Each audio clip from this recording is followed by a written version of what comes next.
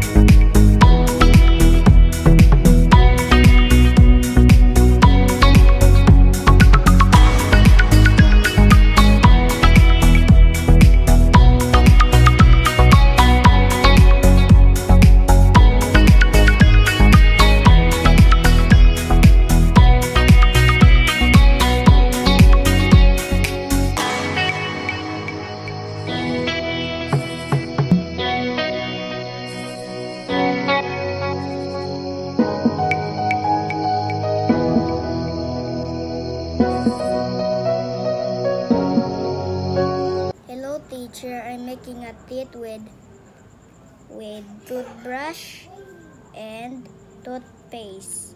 I have cotton and yellow eyes, and the last one is the glue.